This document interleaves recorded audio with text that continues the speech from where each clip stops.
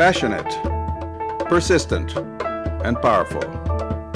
These are just some of the words that describe Dr. Mavis Burke, an immigrant to Canada who not only accomplished a great deal over her career, but who has also created a legacy to help improve the quality of life for children in Canada and in her native Jamaica as well.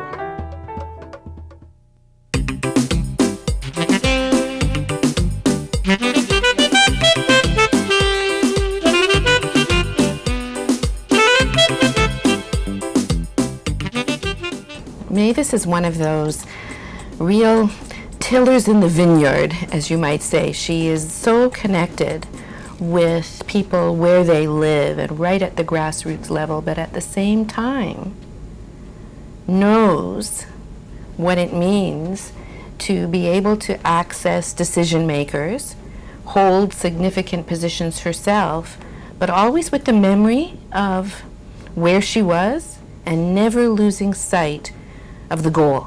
To the extent that she was a good public servant in Canada, she was also a good patriotic Jamaican in terms of finding opportunities to serve the country from which she came. And she's just a truly remarkable Jamaican lady we're very proud of. Dr. Burke continuously looked for ways to grow and improve P.A.C.E.'s programs. She had regular communications with the Jamaican government and constantly kept in mind increasing standards of education. Dr. Burke's tremendous efforts in the island country resulted in Jamaica bestowing its Order of Distinction upon her in 2004. To my mind, this brings together the fact that I am really proud of dual citizenship. I do believe that it's a concept which Canada has developed and which can work, that one can contribute to both societies, what we used to call roots and wings.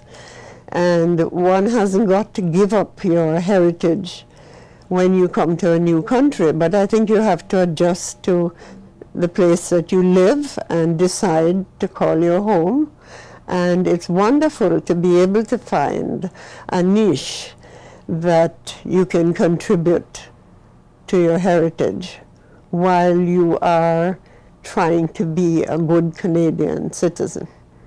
The Jamaican government is aware of the challenges ahead in maintaining and advancing the country's levels of education. It is for this reason that a law has been passed to ensure that all basic schools within Jamaica meet new standards. It's very important that we operate on standards which are really in the interest of our children. When that law first came to Parliament several years ago, it went back because it needed revision. One of the areas of concern at the time was that the standards were too high. I am happy to say that they have not weakened or lessened or reduced the standards, because it's important that there should be proper space in our classrooms, there should be proper facilities for recreation, proper sanitation, and of course over the years P.A.C.E. has been doing that, has been assisting very significantly with that. How will this new law affect the P.A.C.E. organization? It is one thing to pass a new law outlining higher standards, but these changes will certainly cost a good deal in terms of dollars and in time. What this new law will do is ensure that the standards are met universally. Now, we mightn't meet them in year one, and perhaps there'll be some flexibility in administering the law in year one or even in year two. But I think in the medium and long term, the law will be enforced and applied quite strenuously, or well, quite rigidly, and that will be to the good of the system. Oftentimes, the land and buildings that many basic schools occupy are privately owned and donated for the schools to use. A law stipulating new higher standards without additional new funds may be difficult to enforce. Where will these educational dollars come from? The result of this yet to be implemented initiative will remain to be seen.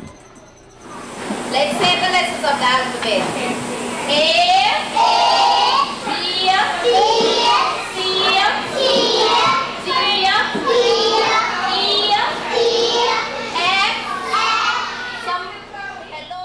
The Women for P.A.C.E. organization has accomplished a great deal of good since its inception in 1987. However, its mandate is far from over. Our mandate will never, it's always expanding. always improving. There will always be a need, so we will just continue to work and make things better as much as we can. It's a tremendous organization of people that want to see the Jamaican children function to their fullest ability. I always take the view that no matter what resources an education system is provided with, there will always be room for more. Because even when you have guaranteed access by everybody, there will always be the question of quality and improvement in the quality. A successful charitable organization is not without its challenges. P.A.C.E is in its 18th year of operation and has had its fair share of struggles. Within recent years, communication has not been as close, and in spite of technological improvements, there are sometimes unanswered questions on both sides, so that we need to look at things like the arrangements for sending goods in, because we also contribute books and educational materials and so on. And at times we find that these are not collected from the customs as quickly as we would wish. And gradually, I think we have realized that perhaps we need more representation in Jamaica.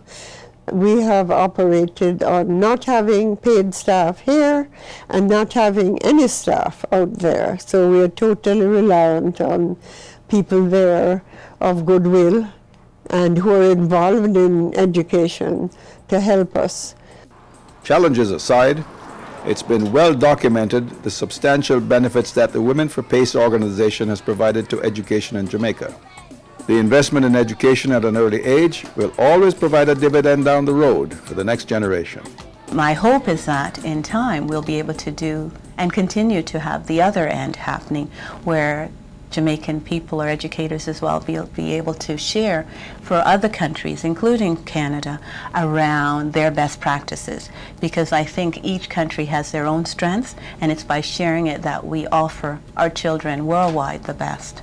When you see Jamaicans and non-Jamaicans working so closely together on this project, you really do see how connected we really all are worldwide, and that the values that we share of wanting to do the best for parents and children, for their development, for their growth, for their self-esteem, so that they will have choices in later life, that is really what our work is all about. Dr. Mavis Burke has created a legacy which has made a positive impact on many people. Her career has been an inspiration to friends and family alike. Coming to Canada and seeing her and what she did as she came to live here and study here, and her accomplishments, which touch not just the Jamaican community, but in the whole area of multiculturalism. I think that she's had a remarkable career. Being related to her, it's been an opportunity to bask in her glory, if you wish. And she's been, she shares it. Whatever I have done has not been done by myself. It's really depended on a lot of other people. I would like it known that I acknowledge all the people who have helped to bring about the results that I have achieved. I would like to be remembered as a person from a country whose motto is "out of many, one people." And I often think that Canada should also adopt that motto. I have tried to live that motto and to help other people to realize that we're all human beings, and if we know more about each other and accept each other, then there is no problem in accepting our common humanity. Jamaican Canadian visionaries like Dr. Mavis Burke not only create needed organizations, they also inspire others around them to greatness as well. Jamaican Proud is a documentary series which will continue to showcase other inspiring Jamaican Canadians and the legacies they have created.